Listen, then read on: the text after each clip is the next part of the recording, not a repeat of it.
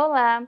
Continuamos nosso estudo de história a partir do tema Brasil no século XIX, Tensões Sociais. Na página 27, você encontra algumas imagens que se referem a patrimônios culturais brasileiros. Observe cada uma delas para responder às questões que seguem. As festividades representadas nessas imagens são exemplos da diversidade cultural brasileira, uma vez que ela é composta por elementos dos diferentes povos que aqui se instalaram. Gonçalves Dias foi um dos poetas da primeira geração do romantismo brasileiro. Pesquise as principais características desse movimento para explicar a concepção de Brasil defendida pelo autor e evidenciada em seu poema. Você pode fazer as suas anotações no espaço indicado da página 29 do seu material. Você já ouviu falar da questão indígena no Brasil? Bom, a política desenvolvida pelo Brasil durante o período imperial, em relação às diferentes populações indígenas, foi marcada por muitas contradições.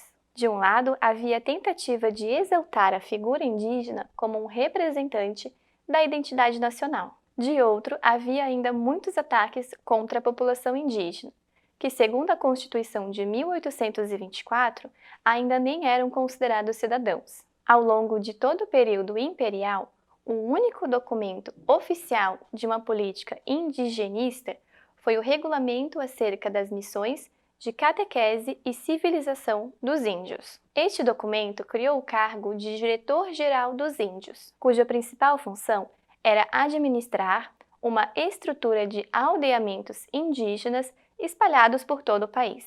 O projeto fracassou em razão de diversos fatores, como a falta de contingente e a grande resistência dos indígenas aos aldeamentos. Porém, as consequências que ele deixou para a vida dessas sociedades foi brutal. Se no período colonial a preocupação dos dirigentes em relação aos indígenas era a sua mão de obra, podemos ver na página 30 que no período imperial uma questão foi acrescentada a essa preocupação. Era a posse das terras. O resultado disso foi a retomada de práticas conhecidas como guerras justas. Com o apoio do poder público, os ataques aos indígenas considerados hostis promoveu grandes massacres. Desafiando a política de assimilação e homogeneização imposta pelo Estado e a força das ideias racistas que caracterizavam o indígena como um ser inferior, as aldeias indígenas promoviam estratégias para continuar existindo e lutando para manter a sua identidade. Agora, faça a leitura dos textos a partir da página 31 e responda às questões que se pede. É válido lembrar que, ao mesmo tempo das lutas indígenas, a luta pela abolição também acontecia. Vamos conhecer um pouco mais sobre a luta abolicionista e o legado da escravidão a partir da página 34 do nosso material. O início do século XIX ficou marcado pelas pressões pelo fim do tráfico de escravizados. Com a Inglaterra à frente do movimento, centenas de navios que transportavam pessoas escravizadas foram apreendidos entre 1839 e 1850. Cerca de 80% desses navios tinha como destino portos brasileiros. Com isso, em 1850, foi finalmente assinada a Lei Eusébio de Queiroz, que proibia o tráfico de escravos para o Brasil.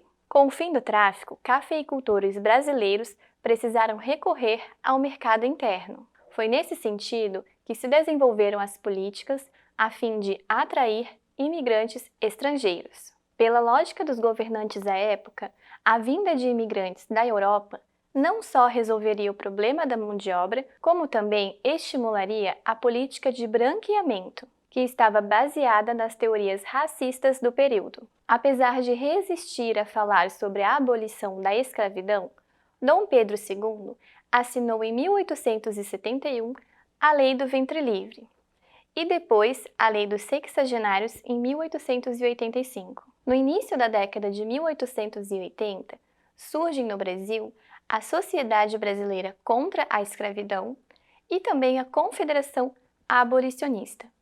Acompanhe algumas informações sobre essas sociedades na página 35 do seu material. Em 1884, as províncias do Ceará e do Amazonas extinguiram oficialmente a escravidão. Nestes movimentos destacaram-se nomes como Maria Tomásia Figueira Lima e Francisco José do Nascimento.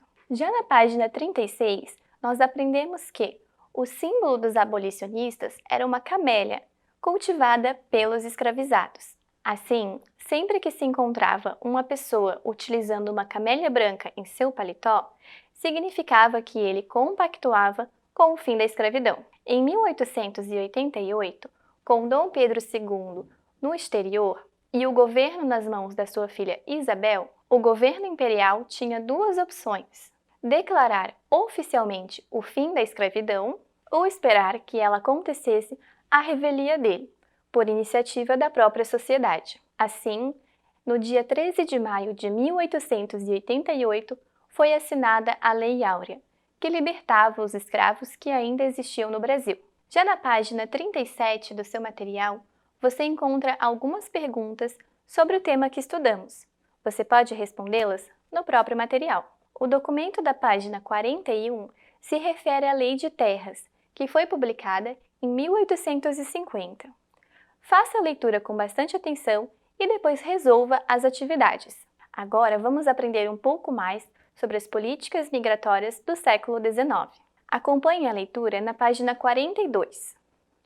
A ideia de atrair imigrantes para o Brasil nasceu no contexto da expansão da lavoura de café e do aumento do custo para manter a mão de obra escravizada a partir de 1850. Mas não era só isso. Alguns intelectuais e políticos da época consideravam que a vinda de imigrantes europeus poderiam ajudar na política chamada de branqueamento da população. Baseado em teorias científicas racistas, essa teoria afirmava que uma população de maioria negra, indígena ou mestiça não poderia ser considerada moderna ou avançada. A maior parte dos imigrantes tinha como destino a América do Norte, mas estima-se que cerca de 11 milhões vieram para a América Latina. Atraídos pela propaganda e promessa de terras e emprego, os imigrantes se deparavam com a realidade logo na viagem, pois as passagens eram cobradas com valores exorbitantes e as condições eram péssimas. O choque cultural também era inevitável, devido aos diferentes idiomas, culturas, clima e moradias. A partir da página 44, você encontra algumas atividades referentes ao que acabamos de estudar. E na página 50, encontramos o nosso banco de dados. Você pode fazer a revisão deste capítulo para resolver as atividades com bastante atenção. Essa foi a nossa aula de História e eu vejo vocês na próxima aula.